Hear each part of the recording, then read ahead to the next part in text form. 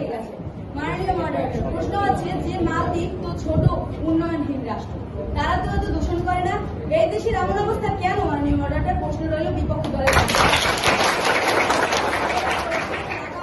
এই লাগাম যে রাষ্ট্রটাই ধরবে তারাই এখন জলবায়ু পরিবর্তনের ভূমিকা পালন করছে। মাননীয় মডারেটর, আমরা দেখতে পাচ্ছি 1995 সাল থেকে শুরু হওয়া কপ সম্মেলন, এটা মূলত এমন একটা সংস্থা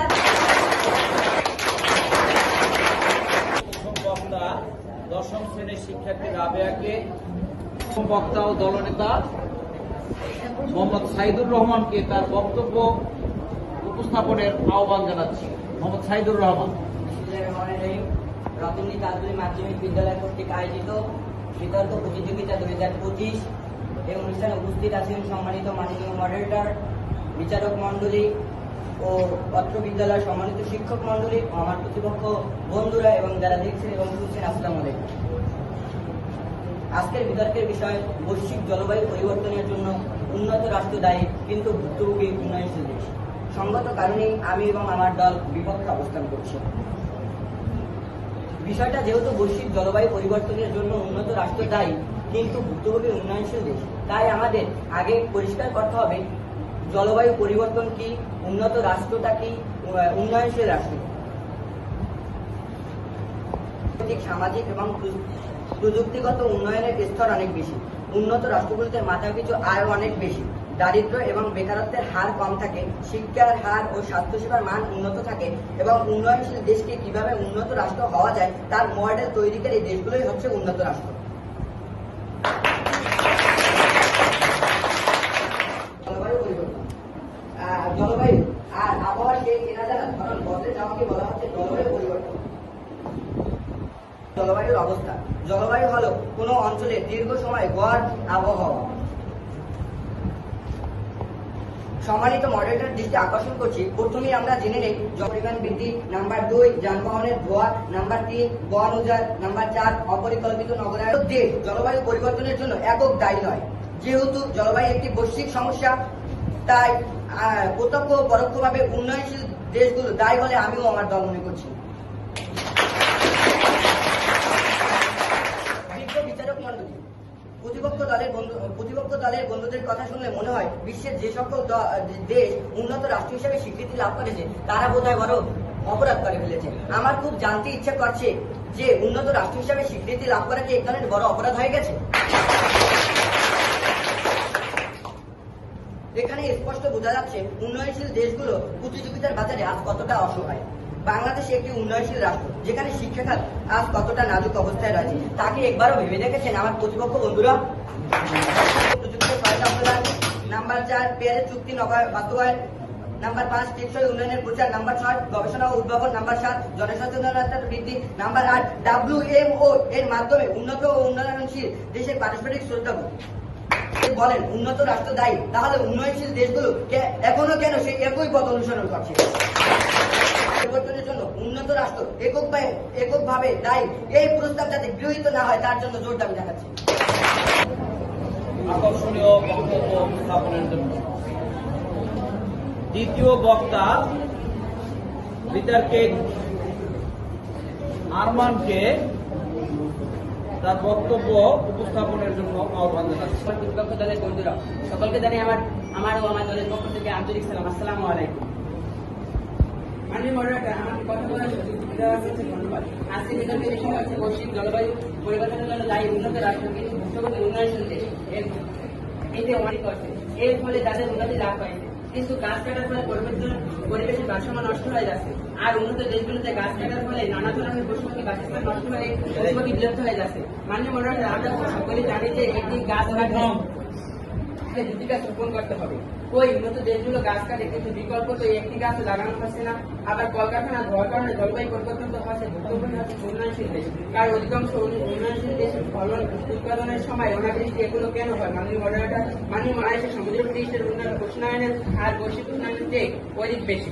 মাননীয় মডারেটর, জলবায়ু পরিবর্তনের কারণে 2010 সাল থেকে বাংলাদেশে 2 বিলিয়ন বা 17 কোটি টাকা খরচ করতে হয়েছে বলে জানিয়েছে অর্থমন্ত্রী আহমদ মোস্তফা কামাল।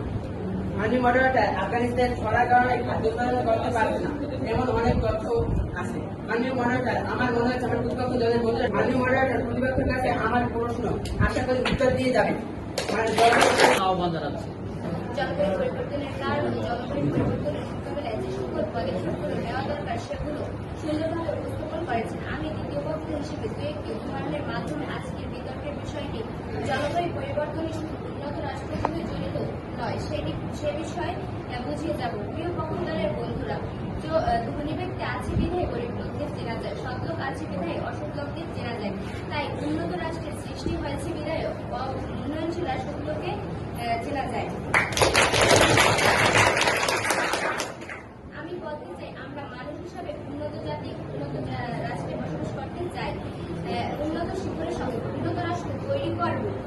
এর জন্য প্রয়োজন টেকসই বেড়িবাঁধ তৈরি করা, পরিচ্ছন্ন নগরায়ণ তৈরি করা এবং উন্নত প্রযুক্তির মাধ্যমে উন্নত জাতির শিখরে পৌঁছানো। তাই বলা যায়, জলবায়ু পরিবর্তনের কারণে শুধু উন্নত রাষ্ট্রই দায়ী নয়, প্রত্যক্ষ ও পরোক্ষভাবে সকল রাষ্ট্রই।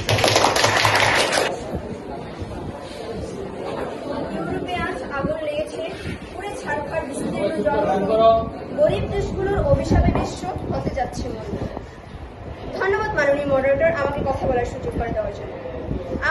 আমার প্রথম ও দ্বিতীয় বক্তা সুন্দর ও সুস্পষ্টভাবে বোঝানোর চেষ্টা করছেন যে জলবায়ু পরিবর্তনের জন্য উন্নত রাষ্ট্রই দায়ী, কিন্তু আমার প্রতিপক্ষ দলের বন্ধুরা শুধু একই গান দিয়ে চলেছেন যে উন্নত রাষ্ট্র দায়ী নয়।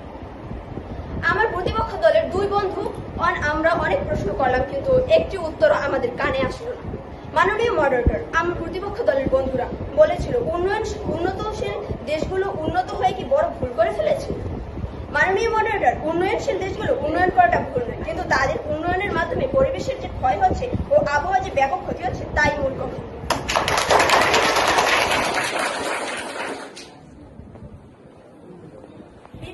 বিপক্ষ দলের বন্ধুদের আমাদের এদিকে হয়তো বা মন নেই, তাই তারা বারবার একই গান গেয়ে চলেছে যে জলবায়ু পরিবর্তনের জন্য উন্নত দেশ দায়ী নয়, উন্নয়নশীল দেশে দায়ী। জলবায়ু পরিবর্তন সংক্রান্ত আন্তর্জাতিক প্যানেল জানায় উন্নত দেশগুলোর চেয়ে উন্নয়নশীল দেশগুলো বেশি ক্ষতিগ্রস্ত হচ্ছে। উন্নত দেশগুলোর চেয়ে উন্নয়নশীল দেশে ক্ষতির প্রভাব শতকরা 15% বেশি।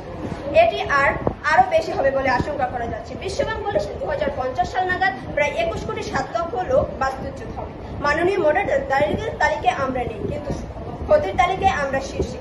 বিশ্বের চীন, আমেরিকা ও ইউরোপের কিছু দেশ শত বছর শিল্পায়ন করেছে, তারা জলবায়ুতে বিরাট নেতিবাচক প্রভাব ফেলেছে, কিন্তু তারা প্রযুক্তি ব্যবহার করে নিজেদের টিকিয়ে রাখছে পরিবেশের সাথে। কিন্তু আজ মালদ্বীপ, বাংলাদেশ ও আফ্রিকার দেশগুলো দায়ী নয়, কিন্তু তারা আজ সবচেয়ে ঝুঁকিপূর্ণ। মাননীয় মডারেটর, বাংলাদেশে প্রতিনিয়ত হচ্ছে নদী ভাঙন, ঘূর্ণিঝড়, উপকূলীয় মানুষগুলো ঘর বাড়ি হারাচ্ছে, জমি হারাচ্ছে, জলবায়ু উদ্ধ্বস্ত হচ্ছে, শহরমুখী মানুষের চাপ বাড়ছে। এটা কি আমার প্রতিপক্ষ দলের বন্ধুদের চোখে পড়ছে না? নয়তো আমার প্রতিপক্ষ দলের বন্ধুরা ঘুমিয়ে আছে, নয়তো তারা এগুলো অস্বীকার করার কারণ আমার চোখে পড়ছে না। মাননীয় মডারেটর, জাতিসংঘ সহ আন্তর্জাতিক দেশে অনেক আলোচনা করা হয় যে তাদের অর্থনৈতিক সাহায্য করতে হবে, তারা করে, কিন্তু মাননীয় মডারেটর আমরা কি অসহায়? মাননীয় মডারেটর, আমরা জলবায়ু পরিবর্তন সমস্যায় জড়াবো আর উন্নত দেশগুলো আমাদেরকে প্রতিনিয়ত ক্ষতিপূরণ দিয়ে উদ্ধার করে যাবে। প্রশ্নটার উত্তর আমার প্রতিপক্ষ দলের বন্ধুদের কাছে রইল। দায়ী চীন ও যুক্তরাষ্ট্র, যা উন্নত রাষ্ট্র। দেশ মোট কার্বনের নির্গমনের প্রায় 50%। মাননীয় মডারেটর, তাহলে আমার প্রতিপক্ষ দলের বন্ধুরা কিভাবে বলছেন যে উন্নত দেশগুলো দায়ী নয়? প্রত্যেক বিতর্কিকে তার বিপক্ষ দলের বিতর্কিককে ঘায়েল করার জন্য যে ধরনের তথ্য যুক্তি উপস্থাপন করা দরকার সেটা তারা তাদের মতো করে চেষ্টা করে যাচ্ছে। তো